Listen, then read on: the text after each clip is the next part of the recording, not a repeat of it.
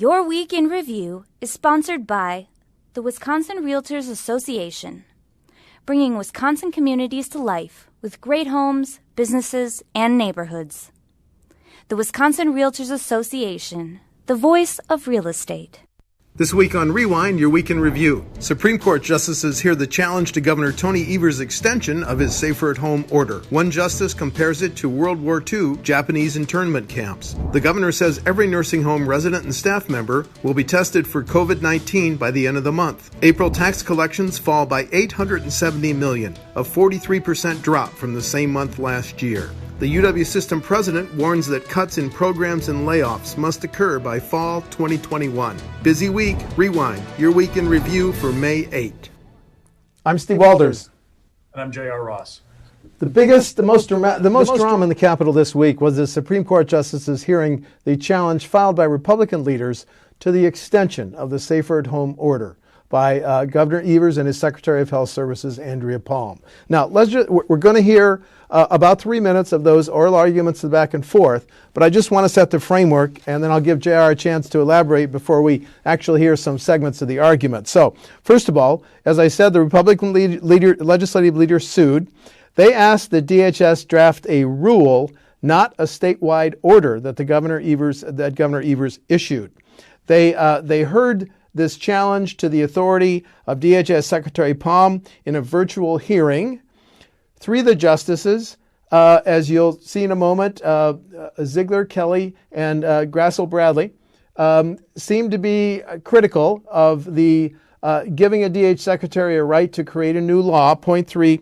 Point 4, defending the governor's order. Colin Roth, an assistant attorney general, said, like it or not, the law gives the governor broad authority to act in pandemics like this.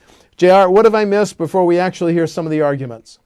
In talking to people since watching the arguments, there seemed to be a general consensus that there are a couple of camps among the justices, right? So Rebecca Bradley and Daniel Kelly, they hinted at they have a constitutional concern about the statute in general, which gives the DHS secretary these broad powers to issue orders in a health pandemic. Then you have Annette Ziegler and Pat Rogensack, who's the Chief Justice. They seem like to be in a camp of, well, should this have been done as an emergency rule, not as an order? Not quite as far reaching as maybe what Bradley and Kelly want to do. Brian Hagedorn, the fifth conservative on the court, he's a wild card. Don't forget, he was a chief legal counsel to then Governor Scott Walker. He knows the emergency rule process. He understands kind of the powers governors like to have and things like this. So he may be a little bit more of a wild card. Then you have liberal justices, Ann Walsh Bradley and Rebecca Dallett. They seem to be more on the plane of defending the governor's order. So now the question is, how is this decision going to look when it comes out? Now, I often hesitate to predict what judges are going to do, but it seemed pretty clear there are at least 4 justices on that court who do not like what happened. The question is, what will the decision look like? Now, let me play kind of parlor game lawyer for you, okay? When the court issues a ruling in any case, they figure out who's where, then they draw basically straws who's going to write the decision. If there's a decision written by an Annette Ziegler or a Pat Rogensack, you can bet that a Rebecca Bradley and Daniel Kelly will have a concurring opinion, which will likely say, okay, I'm okay with this piece, but I want to go farther because I want to have this law thrown out, period. If it's written by a Bradley or a Kelly, then what do Ziegler and Rogensack do? Do they embrace how far those two might want to go?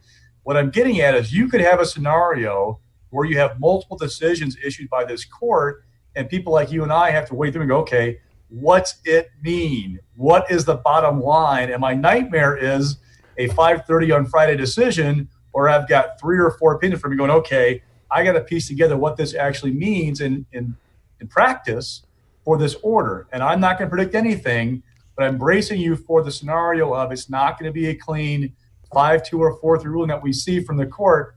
End of story. Which is why you're on your laptop in real time looking for this decision at any moment. Okay, time to hear about 3 minutes worth of the very interesting back and forth between the justices and the lawyer for the GOP leaders and the lawyer for the Department of Justice. Please.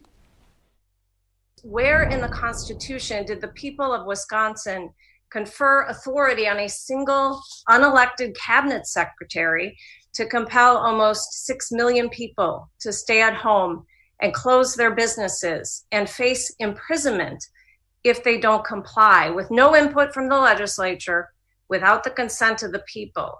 Isn't it the very definition of tyranny? The Constitution provides that the legislature may enact statutes to protect the public health. And that is exactly what the legislature has done in Chapter 252.02, sub 3, 4, and 6. So I think that expression of legislative intent that grants DHS the power to do whatever is necessary to combat a novel, deadly, communicable disease like the one we're facing today is where we find that consent. Then the secretary, all by herself, created a criminal law. The fact that it is punishable by criminal violation simply highlights the fact that she is creating new standards that did not exist before. If these are not new standards, if this is not a new law, then there should be no problem with the criminal sanctions. I mean, you haven't given any parameters other than to say because it applies to the whole state, the line isn't there. There are irreparable harms on the other side here. Every day that DHS in this administration proceeds as though they are not subject to 227, we are irreparably harmed as the entity that created DHS and gave it its powers in the first place. The public is also harmed because they get no input through an elected official other than the governor. It just can't be that DHS has more authority even than the governor himself. I'll direct your attention to another time in history in the Korematsu decision, where the court said the need for action was great and time was short. And that justified, and I'm quoting, assembling together and placing under guard all those of Japanese ancestry in assembly centers during World War II. Could the secretary, under this broad delegation of legislative power or legislative-like power, order people out of their homes into centers where they are properly socially distanced in order to combat the pandemic? You take the statutory text as it is, and the statutory text empowers DHS to take all necessary action to combat communicable diseases. I understand Your Honor may be uncomfortable with that broad grant of authority in the sense that you think it may allow DHS to go too far. I humbly submit to you that that concern is best addressed to the legislature and asking them to amend the statute that they passed. I asked if this court, because of the lawsuit brought by the Wisconsin legislature, would invalidate 28 and leave nothing in its place, kind of flip the switch, so to speak. What kind of ramifications or chaos would result? Your opposing counsel said, well, then the politicians would have to come together. But what kind of real logistics, health, and lives are implicated if that's what this court would do upon the invitation of the Wisconsin legislature bringing this suit? The disease will spread like wildfire. People will die if this order is enjoined with nothing to replace it. The COVID-19 virus is a wildfire that's spreading across the state, and DHS is the fire department that the legislature has empowered to fight that fire.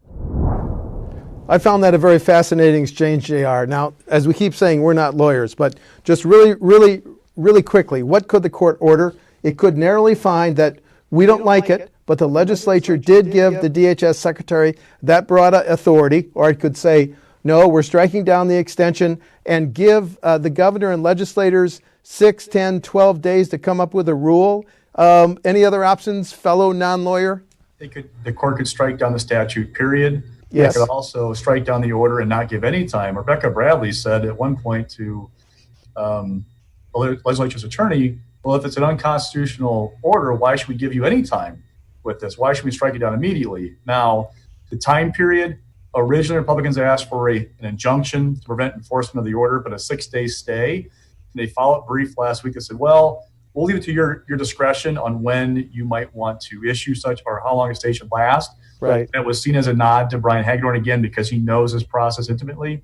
Yes. There are other arguments. Ryan Walsh, the attorney for lawmakers, said, well, we think it could take about 12 days get a new order in place, a new rule in place. So that gives you some time windows to either like immediately strike it down to maybe 12 days or a bit longer. And oh, by the way, this in a way is kind of good for Evers because it runs out the clock. Start doing some math from, let's say you get a decision on Monday, 12 days from Monday is awfully close to May 26th. May 26th. That's right. So it's not the worst thing for him in the world. Now it does though impact if he wants to do another order that has other restrictions, but not as far as the stay-at-home one does. Okay, and that's a very good point, but we got a lot to cover. We got to move on. There was also a second challenge to the Safer at Home extension filed, and that's purely on constitutional grounds. You have the lawsuit was filed by a Waukesha County conservative, Jerry Fabric, and a Walworth County resident, Larry Chapman. It alleges that extending Safer at Home violated their constitutional rights. Number one, to religious liberty, because Mr. Chapman said he couldn't go to his Baptist church in Pewaukee, and amounted to modified house arrest, which violates rights to freedom of speech and assembly. And Mr. Fabric said it violated his right to travel because he felt, given Safer at Home, he could not go to the reopened Capitol protest on April 24th. Now, here's my question, JR. The court has ordered the Governor Evers and the sheriffs that were sued by Chapman and Fabric until 4 p.m. day to file a response, and then the plaintiffs can file their response early next week. Is it possible that the Supreme Court could join both of these legal challenges? Lots of things possible. It could join the challenges. They could find, if the court strikes down the order, it could rule the lawsuit is moot because the order's not in place anymore. There are all kinds of options here for the court. Again, I try to predict what they're going to do, but if the order is struck down and no longer in place, you might not have to get into the constitutional issues that are being raised in this lawsuit. Okay. Rebecca Bradley, I ask people about this case, she wants a case like this to get into those powers and where they conflict with the First Amendment. Okay, good point. Okay, let's do some updating on the COVID virus. First of all, Governor Evers last week made a pretty dramatic promise. He wants every nursing home resident, and he said we have 373 nursing homes. I didn't know that. He wants every nursing home resident and staffer tested by the end of this month. We heard today that 15 National Guard units, and by the way, the press release from the Department of Military Affairs said there's now 1,400 Guard units mobilized dealing with the response to COVID-19. And we're increasing our lab testing capacity. The Secretary of DHS said today 51 labs are now available, and we can test 14,000 cases a day. And Governor Evers said we're going to begin Madison and Milwaukee community testing. The interesting, and the numbers just released, there are 9,590 positives, which is a one-day increase of 375. And the number of COVID-related deaths is 384. And I just want to say 200, and let me get the number right. 219 of those COVID-related deaths are in Milwaukee County, and followed by Dane and Waukesha County with 22, which means that 68% of all COVID-related deaths are in just those three counties. Now, where I want to get JR involved is the Republicans held regional press conferences asking for a region-by-region reopening, and Speaker Voss went on Wisconsin Health News to, we're going to hear that in a minute. So, JR, pressure building for regional approaches? That's what Republicans have been asking for. What we haven't seen from Republicans is this is the GOP legislative plan for Wisconsin. We've seen Reps Cody Harlacher from Aquanago put out kind of a proposal that he and I think 18 of his colleagues signed on to. We have the WMC, Wisconsin Manufacturers of Commerce. We have that group's plan, but we don't have this is a outline from start to finish from Republican leaders about what they want to do. So that's what they were watching for. If this order is thrown out by the court, what do Republican lawmakers want? We know they want regionalization, but what would that look like, and how do you find those regions? Okay, and this is a great time to hear from Speaker Voss in his interview with Tim Stum of Wisconsin Health News. Please. From my perspective, there should not be a Democrat plan and a Republican plan to fight the virus. There should be a Wisconsin plan where every single person has the ability to come together, understand that perhaps it's not everything that they wanted or everything that they think should happen, but it certainly is something that the whole state can buy into. On my call with Governor Evers tonight, I brought up the fact that, look, I pray for him daily. I think he has a really hard job.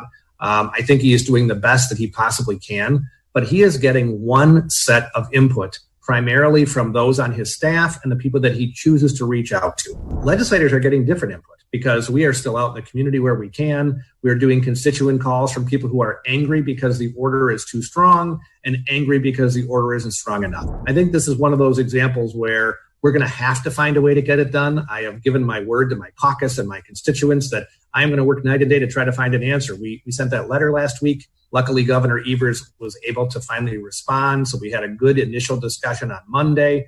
I'm hoping we have more of those this week because I don't think we have to wait for the court case to start working together. And hopefully he takes us up on those offers. I want to stay with this, JR, because just before we tape this, the governor's office, in a statement, issued some, quote, guidelines. And the governor at that DHS event today said guidelines 3 times. And he said, when we achieve the Badger bounce back metrics, 6 or 4 or whatever, these are general guidelines. And I'm just really intrigued what your impression of them. Let's go through them quickly. Businesses should make sure employees who are sick stay home, ensure workers have access to sanitizers, not travel as much, and personal protection. But then, as you pointed out in your advisory at WisPolitics Advisory, he gave specific reference to when business reopen. Number 1, bars should leave 2 stools empty between customers. Companies, how vague is that? Should consider suspending coffee service. That's not a real detailed plan to reopen. Gyms should keep basketball courts and other areas where physical contact sports occur closed. And movie theaters, 2 seats in between patrons at movies. So, JR, what is he doing? He's saying we have to meet Badger bounce back basics, and then once we do, these will be the guidelines. Parse that for me. So generally speaking, for everybody, he's talking about, maintaining social distancing, personal protection equipment if needed, washing your hands, all these for everybody. But if you go through the documents in each of these that are posted, there are industry-specific guidelines, suggestions of, okay, for example, with the coffee stuff, like is it in the manufacturing section? Like this is, there are all kinds of proposals, but it's giving you some of the level of detail of like, okay, you should think about if you have a general coffee service, people are congregating, they are grabbing the same pot, it's just kind of a warning of, okay, we are, like you said, the news conference, there is not going to be a regular old normal when we go back to normal. Right. There are going to still be requirements of social distancing, of thinking about not doing what you used to do because this virus is still there and there's not a vaccine yet. Okay, but is this a sign to the Republicans and the very angry people who want Wisconsin reopened that the governor is actually thinking about what steps will be taken to reopen once we hit the metrics? Well, possibly. There was a perception even when he issued when his administration issued the second order extending to May 26th, that he would turn the dial, use his words, before May 26th. It would give people a feeling of, okay, he said May 26th, but I'm getting to do X on May 15th. It would make you feel like, okay, there's light in the tunnel to see changes happening. So there's a perception that maybe some of the stuff is greasing the skids for what's going to come next, and that dial starting to turn and starting to feel like a little bit, again, not a return to normal, but a move to the new normal that we're going to have with COVID-19. Okay, very good point. But it was a very busy week, JR, and in the middle of the week, the Legislative Fiscal Bureau put out a memo saying, we have taken a look, at April tax collections, and they fell $870 million below April 2019 tax collections, which is a 43% drop. The biggest drop, $676 million, was in personal income taxes, but it's very important to note that you and I normally have to pay our personal income taxes on April 15th, and that has been slid along with our federal income tax deadlines to July 15th, which is still within the fiscal year. But the Fiscal Bureau memo also said $2 billion in federal COVID-19 aid from the CARES Act cannot be used to replace this lost revenue.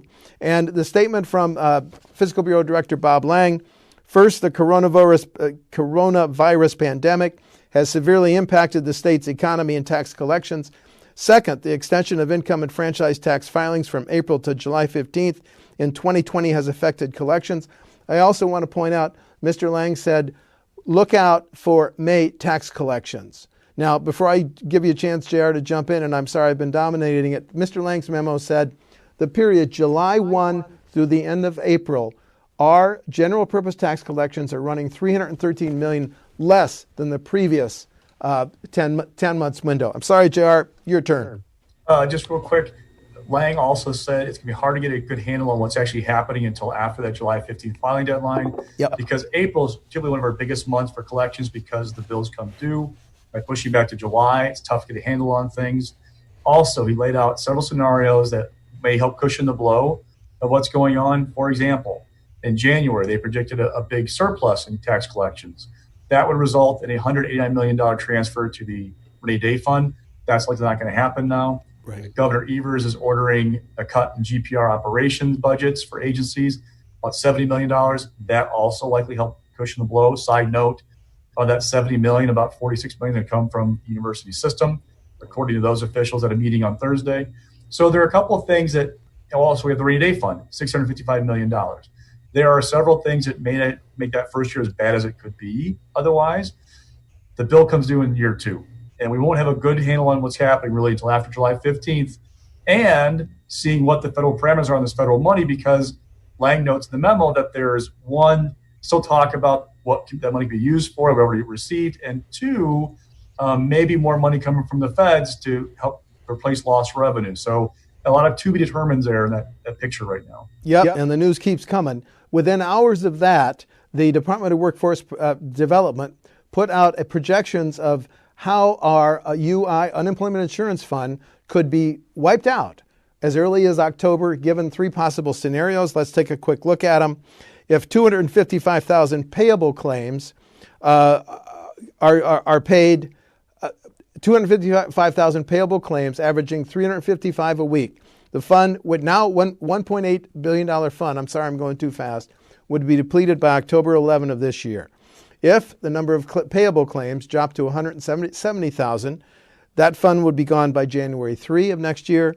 And if the number of payable claims dropped to 85,000 per week, that fund would be gone by September 19th of 2021. And DWD said our 500,000 claims are 194% greater than in the first week of the Great Recession.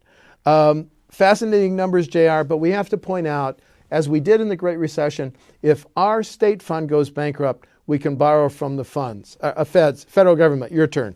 A couple of things. Remember, when that fund drops the balance, it means a higher tax schedule for businesses. So it's a double whammy of trying to deal with the recession, but also you're getting a higher tax schedule to replenish the fund.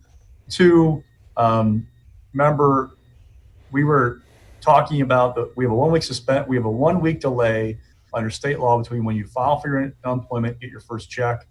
Federal law said if this CARES Act, if you don't have that 1 week waiting period, we'll basically pay for it. Republicans in the bill they did back in April suspended through early February of 2021 that requirement. Didn't do away with it, but suspended it, thinking that they could retroactively get that money. The feds told the state no. They lost $25 million because you took too long to pass that bill. Yep. So that stresses the fund a little bit more. Yep. And there's a lot of political finger pointing over that. Okay, but we got so much news we got to move on, because UW System President Ray Cross issued a very grave warning to the UW system. And he said that given the squeeze caused by the COVID-19 crisis, flat state aid, tuition freezes, fewer high school grads projected, the system faces unprecedented challenge. And he told the Regents yesterday, some of our four-year campuses, his words, may not survive. So what does the outgoing President Cross want? He wants each campus to list duplicated low enrollment classes, other cuts. He wants a specific reworked mission statements, plans for layoffs by January, and he wants the UW system to play a greater role, a centralized role in administration. He is saying some campuses may not make it. Institutions cannot continue to be all things to all people. We've got to act as if our future depends on it because, well, it does. Any PSs, JR? Keep knowing that we're running out of time. Talking about campuses specializing, Yeah. It's like Platteville's got a great engineering program, right? Yep. That becomes more of the engineering place to go. Oshkosh becomes a place where teachers want it. I mean, you're seeing a move and what he's envisioning of campuses becoming, I want to major in X. I don't have 12 options anymore. I've got 3. And that's what the vision he has for campuses going forward. Yep. Okay. The Department of Transportation, the Division of Motor Vehicles, has major changes. You and I renew our driver's license. My 16-year-old granddaughter in Waukesha is waiting to get her license. So here are the changes. Number 1, let's deal with renewal. New topic. Must be a U.S. citizen with a regular license. Must be 64 or younger with no new medical restrictions. Must not have had any changes to vision since the last renewal. Excuse me. The 16,000 people are waiting for a road test. So with these changes, that should cut that down. Should cut it down significantly. What are the changes? You must have an instruction learner's permit for at least 6 months, completed driver's ed classes, completed behind-the-wheel training with a licensed instructor, have at least 30 hours of driving with a parent or a sponsor who requests a road test waiver. I don't know if my son and daughter-in-law will do that for my 16-year-old. I just find this very interesting. JR, any passes on that? I went to high school in Indiana. As long as I took a driver's ed class, I'd have to take a road test to get my license. So I passed a written test. So it's not like everybody has to do a road test across country to get a license. This basically says if you've taken a class, you pass that, your parents are okay with it, you're good. This puts more pressure on parents to say, okay, you can get your license now versus, well, got to pass your road test. Now it's okay. A little more on them. You've got 2 boys. How many years away is the oldest? Older one turns 15 in June, so just a learner's permit first. Yep, understand. Okay, final subject. Tuesday election, 7th Congressional District. They're going to replace Sean Duffy, who resigned in September of 29, citing family health issues, the condition of his then unborn baby. The Republican candidate is State Senator Tom Tiffany of Hazelhurst or Minocqua, elected to the state Senate in 2012, reelected in 2016, served in the Assembly 2011 and 2012. The Democrat, Tricia Zunker of Wausau is president of the Wausau School Board and Associate Justice of the Ho-Chunk Nation Supreme Court. JR, the Wisconsin Election Commission said 93 absentee ballots, 93,000. That's a big correction. 93,000 absentee ballots have been requested. 250 Guard members will be working at the polls. And what do you look for in that? A couple of things. One, this is a very Trump district. So we're expecting that Tom Tiffany is going to do well there. Likely he's the favorite. If Tiffany doesn't win, or if Zunker does better than expected, that'll be a story nationally because you're talking Trump territory. Zunker's best hope might be that Democrats got a boost April 7th with the numbers that Joe Karofsky did in the state Supreme Court race, winning by 10% statewide. Okay. Might then that be a boost for Democrats looking ahead to this race? Also, the mail ballots. Remember the good absentee ballot system. If Democrats are supercharged from April 7th, get a good mail, absentee ballot system going, and have a little bit of luck, maybe Zunker's get some national attention because what happened April 7th actually outraised Tiffany in the month of April. But still, it looks like Tiffany's the favorite in this district because of the nature of the district. Overall, money-wise, he's outraised her by quite a bit. And third and finally, just the infrastructure. We see more outside groups helping Tiffany, helping Zunker so far. At all points for him being the favorite on Tuesday. Okay, and we're going to close the show with the closing statements from a debate last week between Democrat Tricia Zunker and Republican State Senator Tom Tiffany, Election Tuesday, 7th Congressional District. Now more than ever, we need someone in office who's going to advocate for affordable health care and economic security for all Wisconsinites. I'm prepared to do that. I'm going to take on Big Pharma and lower the cost of prescription drugs, provide the help that's needed for small businesses and farmers, and funding to expand rural broadband access. You can count on me. I'm going to secure the border. I'm going to protect life, including the unborn, and I'm going to defend the Second Amendment, your Second Amendment rights to the Constitution. And also, folks, I'm going to hold China accountable for what they unleashed on the world. You have someone in Tom Tiffany who's tested, proven, and I'll bring a good dose of Wisconsin common sense to Washington, D.C. JR, this is an amazing time to be covering Wisconsin's capital, isn't it? Yeah, you could say that. I'm Steve Walters. I'm J.R. Ross. That's Rewind for May 8th.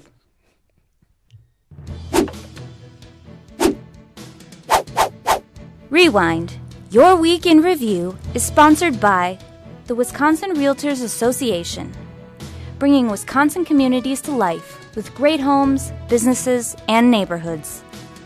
The Wisconsin Realtors Association, the voice of real estate.